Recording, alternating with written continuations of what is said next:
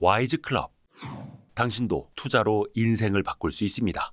고정 댓글을 확인하세요.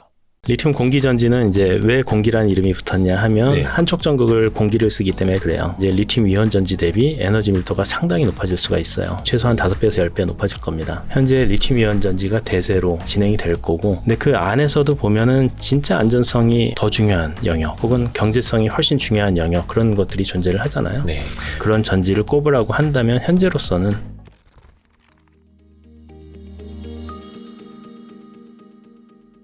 리튬 인산철뿐만이 아니라 리튬 황, 예. 리튬 공기, 나트륨 이온. 이거 소재에 따라서도 예. 배터리 종류가 많더라고요. 예.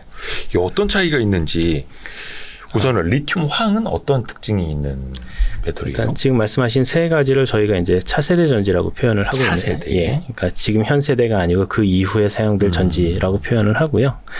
근데 이제 차세대 전지라는 거는 언제나 존재를 했습니다. 납축 전지 시절에는 니켈 카드뮴과 니켈 MH가 차세대 전지였고요. 그 시절에는 리튬 이온이 차세대 전지였고요. 연구 개발하는 시기는 있으니까요. 그렇죠. 그래서 이제 이게 상용화가 되면 현 세대가 되는 거고, 네. 지금 이제 리튬 이온이 거의 대세로 사용되고 있긴 하지만 리튬 이온 전지가 모든 곳에 다 쓰이는 게 그게 효율적이냐는 또 생각해 볼 일입니다. 네. 그래서 특정 전지는 다른 특성이 더 좋은 게 있거든요. 그래서 말씀하신 리튬 황전지 같은 경우에는 가장 큰 특징이 그 질량당 에너지 밀도가 높아요. 그래서 쉬운 말씀으로 드리면 상대적으로 가벼워요. 그래서 가벼운 전지이기 때문에 이제 쉽게 생각할 수 있는 게 항공용으로 쓸 수가 있죠. 그래서 UAV라고 표현하죠. 무인 비행기. 네. 그러니까 Unmanned Aerial Vehicle이라고 표현하는데, 네. 뭐 대표적으로 이제 인공위성을 대체해서 상당히 그 인공위성보다는 낮지만은 상당히 높은 데 올라가서 예. 지상 관측을 하거나 뭐 날씨 관측하거나 이런 UAV가 있거든요. 그런데 네. 쓰거나 또 뭐 우리 가깝게 볼 수 있는 건 드론 같은 거 있죠. 네. 드론이 지금 리튬 이온 전지 대신 리튬 설퍼 전지, 리튬 황전지를 만약에 집어넣게 되면 채공 시간이 좀 더 길어질 수가 있죠. 가벼우니까. 예. 이거는 리튬 황은 지금 현재 어느 정도까지 발전돼요? 많이 연구되고 있고요. 네. 우리나라 뭐 대기업에서 몇 년 후에 상용한다는 얘기를 하고 있는데, 근데 아직도 좀 돌파해야 될 기술들은 많아서 네네네. 조금은 더 지켜봐야 될 것 같습니다. 모 대기업이라고 표현하시는 건 뭔가 이유가 있어서 그런 건가요? 뭐 특별히 이유는 없는데 제가 네. 특정 기업을 그냥 언급해도 되는지 잘 모르겠네요. 아니 뭐 저희 뭐 그냥 골방에서 하는 유튜브인데요 뭐. 그리고 또 하나가 리튬 공기. 이건 이름이 너무 좋은데요? 예. 뭔가 돈이 안 들 것 같은? 리튬 공기 전지는 이제 왜 공기라는 이름이 붙었냐 하면 네. 한쪽 전극을 공기를 쓰기 때문에 그래요. 그래요? 예. 그래서 정확히는 산소를 씁니다. 산소. 예. 그래서 이제 이 반대편은 리튬을 쓰고요. 예. 이 한쪽 께는 우리 지금 리튬 코발트 옥사이드 흑연 쓰듯이, 예. 근데 이제 그 개념에서 바뀌어서 리튬과 공기를 씁니다. 그래서 여기에는 이제 촉매 전극이 들어가 있어요. 얘는 변하지 않고 그냥 있는 거고, 네. 반응을 도와주는 애죠. 네. 그러면은 실제 반응에 참여한 애는 밖에 있는 산소가 들어와서 반응을 하는 거예요. 그러면 한쪽 전극은 무게가 더 가볍겠죠. 네. 그런 식으로 하다 보니까 이제 리튬 이온 전지 대비 에너지 밀도가 상당히 높아질 수가 있어요. 최소한 5배에서 10배 높아질 겁니다. 수소 전지처럼 산소랑 반응이 되는 리튬 뭐 이런 걸 만드는 거예요? 예, 그렇죠. 예. 그 안쪽 반응이 이제 산소가 리튬과 반응하는 그런 걸 만드는 거고요. 그렇게 되면 에너지 밀도가 상당히 높아지기 때문에 그렇죠. 용도는 뭐 다양하게 쓸 수가 있죠. 근데 이제 이게 한 10년 전, 15년 전에 한때 연구 개발 쪽에서 굉장히 붐이 일었어요. 네. 와, 이거 굉장히 좋은 기술이다. 막 되기만 하면 연구를 해서 대박일 것 같은데요? 되면 대박이고 좋은데, 네. 막 해보니까 이제 해결이 좀 굉장히 어려운 기술들이 몇 개가 좀 존재를 합니다. 그래서 지금은 좀 약간 꾸준히 연구하는 쪽으로 가 있는 그런 분위기라고 보시면 됩니다. 이거는 아직 난제가 안 풀리고 있는. 예, 난제를 좀 더 풀어야 됩니다. 그렇죠. 예. 리튬 공기 이거 그냥 예. 한쪽을 산소 그러니까 뭔가 음극 개념이 되는 거야 아니면 양극 안에서 그런 거야? 그 한쪽 전극은 리튬이고요. 네. 한쪽 전극은 산소가 되고 양쪽에 양극 음극이 그렇게 구성이 되는 겁니다. 그죠. 한쪽 극을 산소로만 떼어 넣는다. 완전 예. 엄청 좋은 기술인데. 나트륨 이온은 이게 말 그대로 우리가 이제 짠내 나는 나트륨? 예. 이걸 이용하는 거잖아요. 그렇죠. 이거는 중국 쪽에서도 많이 개발하고 있다고 들었거든요. 나트륨 이온 전지는 원래는 리튬 이온 전지 개발될 때 같이 개발을 했었어요. 그래서 이제 리튬이온이 양극과 음극 사이를 왔다 갔다 한다. 네. 이걸 락킹 체어 개념이라고 이제 처음에 개발하신 분이 네. 이제 명명을 했는데 그 알만드라는 프랑스 알만드라는 분이 그걸 했는데 그분이 리튬의 셔틀도 연구를 했지만 소디움의 셔틀, 그러니까 나트륨의 셔틀도 연구하고 다른 원소도 했어요. 그래서 이게 셔틀이 되는구나라는 것까지는 알았는데 이제 리튬이온 전지가 성능이 워낙에 좋으니까 네네네. 그래서 걔 위주로 이렇게 좀 산업이 형성이 된 거고요. 근데 이제 지금 시대에 오니까 우리가 리튬이온 전지로 잘 쓰고 있긴 하지만 네. 용도도 다양해지고 이제 경제성이 부각되는 그런 측면에서 네. 그거는 이제 좀 싼 전지를 쓰면 좋을 것 같다. 리튬이온 비싸니까. 예, 그런 개념에서도 연구되고 있고요. 또 하나는 이제 음극 쪽에 네. 소듐 이온, 그러니까 나트륨 이온을 받아들일 수 있는 물질이 과거에 딱히 개발이 안 됐었는데 그런 것들이 또 발견이 됐습니다. 그래서 이제 가능성이 보여진 거죠. 그래서 지금 중국의 CATL이 그거를 개발 해서 양산을 하겠다라고 선언은 계속 하고 있는데 이게 조금씩 시기를 미루고 있어요. 네. 그래서 지금 대표적으로는 CATL이 그런 얘기를 하고 있고 북미 쪽의 나트론 에너지, 그 다음에 영국의 파라디온 이런 데들이 좀 나트륨이온 전지 개발에 좀 진행을 하고 있고요, 기업 측면에서. 우리나라 같은 경우에도 이제 하는 기업은 있습니다. 그러니까 노력을 하고 있는 기업은 있고 네. 학교 연구소에서는 많이 연구를 하고 있습니다. 아니 근데 이게 나트륨은 에너지 밀도가 좀 떨어진다면서요. 예. 그러니까 같은 용량을 주행거리를 만들려면은 무거워지는 거고. 예. 그래서 전기차용으로는 좀 적합하지 않고 오히려 ESS 같은 에너지 저장 장치에 쓴다면 예. 그거는 괜찮을 것 같다 또 이렇게 나오더라고요. 나트륨이온 전지는 이론적으로 에너지 밀도가 리튬이온보다 높을 수가 없어요. 그러니까 나트륨의 작동 전위가 살짝 높은데 네. 전압이라는 게 이제 양극 빼기 음극이거든요. 근데 음극의 전위가 높아서 전체적인 전압이 조금 낮게 나옵니다. 그래서 이론적으로 리튬이온 전지를 능가할 수는 없고, 그래서 이제 나트륨이온 전지는 지금 자동차용은 이제 에너지 밀도가 중요하잖아요. 그렇죠. 한정된 공간 안에 딱 넣어야 되니까.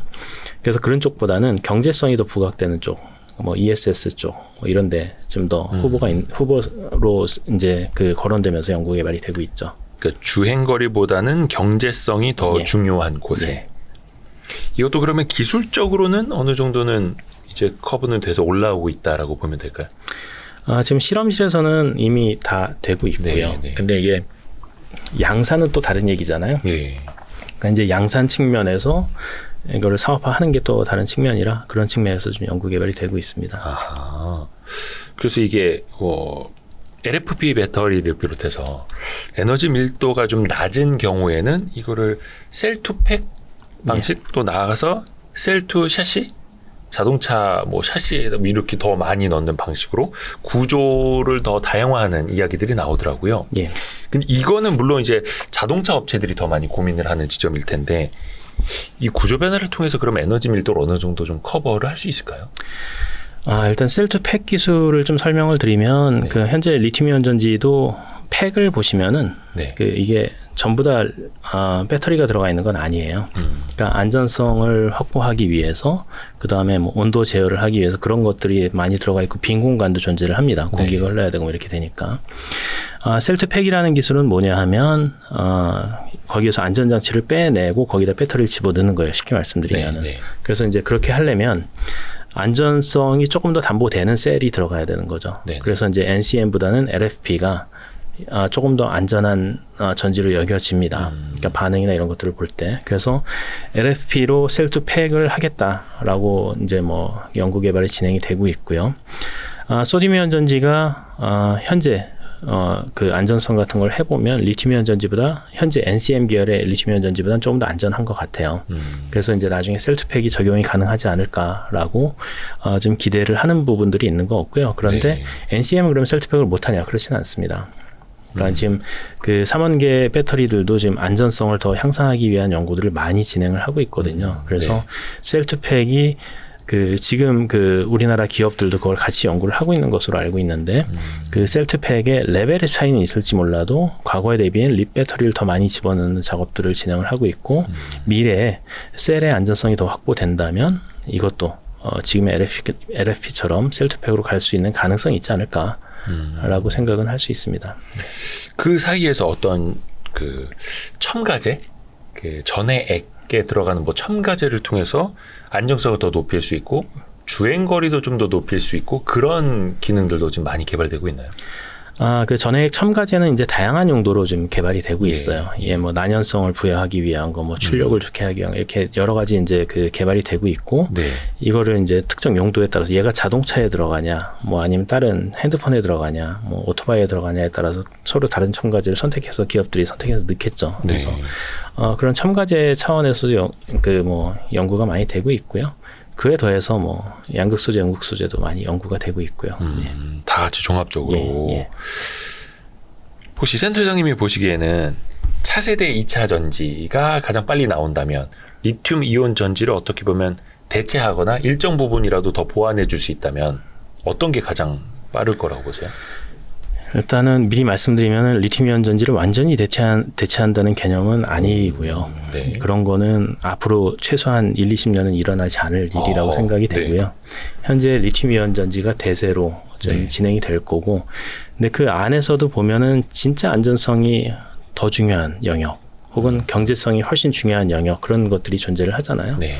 그런 부분들의 일부 대체는 있을 겁니다. 그런데 이제 만약에 그런 전지를 꼽으라고 한다면 현재로서는 전고체 전지하고 소듐 이온 전지, 나트륨 이온 전지를 얘기를 할 수 있을 것 같습니다. 그것도 용도에 따라서. 그렇죠. 예. 근데 리튬 이온 전지가 완전히 대체될 일은 1, 20년 안에는 없을 거다. 그러기는 어렵습니다. 예. 그 전고체 배터리도 리튬 이온 배터리잖아요. 그렇죠. 이제 전고체 전지는 리튬 이온 전지랑 컨셉이 거의 똑같은데, 네. 가운데 이제 전해액이라는 게 전해질이 들어가 있는데, 리튬 이온 전지는 그게 액체인 거고요. 전고체 전지는 그 부분을 고체로 바꾸면서 그 주변에 필요한 부분들을 같이 개선해가는 그런 전지라고 보시면 됩니다. 그 어떤 분이 묘사해 주신 거 들으니까 그 전고체 배터리는 그 안에 있는 전해 액을 뭘로 바꾸느냐에 따라서 이제 성능, 그걸 이제 빨리 대체를 해야 되는데, 그 우리 센터장님이 묘사해 주신 거구나. 그 중간에 그 전해 액을 고체 전해질로 바꾸면 수영장을 왔다 갔다 하는 거를 모래 속에서 왔다 갔다 하는 거랑 마찬가지로. 직접 말씀하신 그 제가 묘사를 했던 건가? 근데 내가 얘기해 놓고도 기억을 못 하지? 제가 처음에 공기를 전해질이라고 표현을 했더니, 그러면 전고체 전지는 모래군요. 이렇게 그랬구나. 얘기하셨죠. 제가 창시한 겁니다. 근데 사실 그 중간에 있는 전해 액을 대체를 해야 말 그대로 그걸 고체로 만들어야 하는데 그게 제일 어려운 거잖아요. 그렇죠. 예. 지금 어디까지 와 있는 거예요, 이게 기술이? 일단 원래 아주 과거에는 그 고체를 통해서 이온 전달은 어렵다라고 생각을 했는데, 그게 가능하다라는 게 이제 처음에 그건 일본에서 또 발견이 됐어요. 그래서 아까 우리가 초기에 일본이 좀 많이 예전 같지는 않다라고 얘기했지만, 차세대 전지 기술에 대해서는 아직도 일본이 그 특허나 이런 게 많이 나와요. 그래서 그 전고체 전지로 다시 돌아가면 고체 전해질, 그러니까 고체에서 이온이 전달되는 게 일본에서 처음 개발이 됐고, 네네네. 그걸 바탕으로 꽤 오랜 기간 지금 연구를 해오고 있습니다. 그래서 액체 전해질보다 살짝 못하지만 비슷한 수준의 이온 전도도까지는 올라와 있는 상태고요. 다만 얘를 이제 전체적으로 셀을 만들 때 양극, 음극 쪽이나 이런 데도 그 이온 전달이 다 돼야 되잖아요. 액체 전해질은 자기가 스며들어가서 다 적셔주면서 이온 전달 경로를 다 만들어주는데, 고체는 그런 일을 안 해요. 그렇기 때문에 이제 양극, 음극에 넣어주는 그런 공정 기술도 개발을 해야 되고요. 그거에 더해서 아직까지는 얘네들이 이제 그 고체 전해질 크게 이제 뭐 황화물계랑 비황화물계로 이게 나눠지는데, 황화물계는 전기화학적인 특성은 어느 정도 나오는데, 얘가 이제 그 대기 수분 안정성이 안 좋습니다. 그래서 공기 중에서 다루기가 어려워요. 그래서 이제 그걸 확보해야 되는 일이 있고, 그게 상대적으로 좀 양호하다고 하는 산화물계 같은 경우는 아직 전기화학 특성이 이렇게 좋지가 않아요. 그래서 그거를 올려야 되는 게 있고, 그래서 아직 조금 더 할 일이 많이 남아 있습니다. 이게 어떤 기업에서는 26년, 어떤 기업은 뭐 30년, 또 일각에서는 이거는 전고체 배터리는 아예 기술 자체가 어려울 거다, 상용화까지는 불가능할 거다, 또 이렇게 보시는 분들도 있고요. 뭐 이제 다양한 시각이 존재할 수 있긴 하지만, 뭐 저도 제 개인적인 생각을 말씀을 드린다면, 전고체 전지는 언젠간 상용화가 될 것 같은데, 뭐 지금 뭐 2020 몇 년, 30년에 상용한다라는 게 이제 일반 소비자들께서는 그거를, 그러면 내가 전고체 전지 탑재한 자동차를 사서 탈 수 있는 거야라고 생각할 수 있겠지만, 그건 아닐 거라고 봐요. 그러니까 기업에서 이제 데모를 하기 위한 어떤 소형, 혹은 뭐 있더라도 좀 풀 성능을 나타내지 않아도 작동되는 걸 보여줄 수 있는 수준이 나오지 않을까라고 생각을 하고 있고요. 우리가 이제 과거에 리튬이온 전지를 보더라도 91년에 상용화 됐지만 이게 자동차에 들어가는 건 2010년대 중반쯤부터 이제 슬슬 들어가기 시작했어요. 네. 최소한 15년 뭐 이렇게 좀 검증이 된 거잖아요. 25년이네요. 네. 따지면 25년 검증이 된 거잖아요. 지금 이차전지 기술이 과거에 비해서 이제 많이 개선이 됐기 때문에 그 정도 시간은 아니겠지만 그래도 자동차에 들어가는 거는 조금 검증을 해서 들어가야 되지 않을까 해서 시간이 조금 더 필요하지 않을까라고 생각을 합니다. 전고체 배터리 자체 기술을 완성을 하는 것도 먼 일이고 이게 또 상용화가 되느냐? 그거를 전기차에 실제로 싣느냐? 예. 이거는 이제 단계별로 더 지켜봐야 되는 이야기. 예. 기업들도 열심히 연구를 하고 있긴 하지만 뭐 여러 가지 선언은 하지만 2030년에 일반 소비자가 사서 탈 수 있는 전기차에 들어가는 거는 아닐 거라고 생각을 합니다. 예. 그것도 자동차 업체들이 당시 또 가격이라는 게 있을 거고. 그렇죠. 전고체 전지도 이제 만약에 상용화가 됐다 해도 네. 얘네들의 가격을 그래도 이제 리튬이온 전지랑 비슷한 수준까지는 끌고 와야 되잖아요. 네. 그러면 이게 또 규모의 경제로 가야 돼요. 그걸 하기 위해서도 좀 준비하는 시간이 좀 필요합니다. 그러면은 2030년 되더라도 그때는 가격이 너무 비싸서 그렇죠. 진짜 근데 뭐 억 단위 차 아니면은 쓸 수가 없고 만약에 자동차에 탑재돼서 나오더라도 우리가 아주 초기에 그 전기차 아직 보급 안 됐을 때 테슬라 모델 S 사는 느낌 뭐 이런 느낌이 되겠죠. 2억짜리 막 이런 느낌. 그러네요. 그래서 물론 이제 시간이 지나서 또 어떻게 또 발전이 될지는 지켜봐야 되겠고요.